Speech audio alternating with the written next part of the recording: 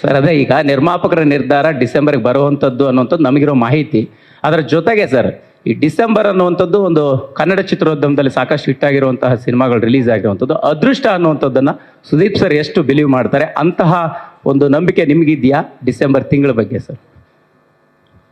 ಎಲ್ಲಿವರೆಗೆ ನಂಬಿಕೆ ನಿಮಗೆ ಹಾನಿಕಾರ ಅಲ್ಲೋ ಅದ್ರಲ್ಲಿ ನಂಬೋದ್ರಲ್ಲಿ ತಪ್ಪಿಲ್ಲ ಸರ್.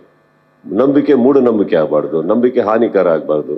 ಅದೆಲ್ಲ ಅಲ್ಲಿ ರಿಲೀಸ್ ಆಗಿರೋ ಸಿನಿಮಾಗಳೆಲ್ಲ ಭಾಳ ಚೆನ್ನಾಗಿ ಹೋಗಿದೆ ಅಂತ ಎಲ್ಲ ಮಾರ್ಕೆಟ್ ಹೇಳ್ತಾ ಇದೆ ಅಂದರೆ ಅದಕ್ಕೊಂದು ಕಾರಣ ಇದ್ಕೊಂಡೇ ತಾನೇ ಹೇಳ್ತಾರೆ. Go with the flow. If that is a good date, take it. Varamahalakshmi ಒಳ್ಳೆ ಡೇಟ್, ಟೇಕ್ ಇಟ್. ದೀಪಾವಳಿ ಒಳ್ಳೆ date, take it. Christmas good time, take it. ಅದರಲ್ಲಿ ಏನಿಲ್ಲ.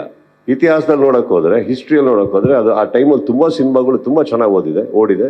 And he being a good producer, senior producer, ಅದನ್ನೆಲ್ಲ is aware of that. ಅದೆಲ್ಲ ಗೊತ್ತಿರೋದ್ರಿಂದ ಅವ್ರೇನು ಮಾಡ್ತಾರೆ, ಆ time ಇದ್ರೆ ಬೆಟರ್ ಅಂದ್ಕೊಂಡು ಅಲ್ಲಿಂದ ಹಿಡಿದು 2 ತಿಂಗಳು ತಳ್ಬಿಡ್ತಾರೆ ಸಿನಿಮಾನ.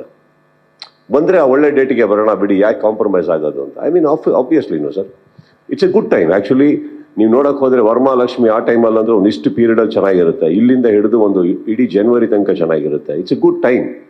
ಹಾಲಿಡೇಸ್ ಜಾಸ್ತಿ ಇದೆ, mind sets of the people ಚೆನ್ನಾಗಿರುತ್ತೆ.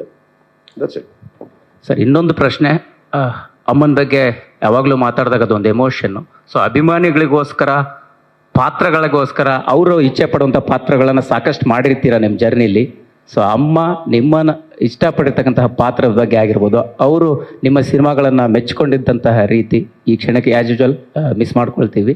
ಬಟ್ ನೋಡುವಂಥ ಆಸೆನ ಬಿಟ್ಟು ಹೋದರು. ಸೊ ಅಂತಹ ಪಾತ್ರಗಳು, ಸಿನಿಮಾಗಳ ಬಗ್ಗೆ ಅವ್ರು ಇಷ್ಟಪಡ್ತಿದ್ದು ಒಂದೇ ಒಂದು ಪಾತ್ರ, ಮಗನ ಪಾತ್ರ ಸರ್. ಅದನ್ನು ಭಾಳ ಬದುಕ್ತಾ ಇದ್ದೀನಿ ಇವತ್ತಿಗೆ.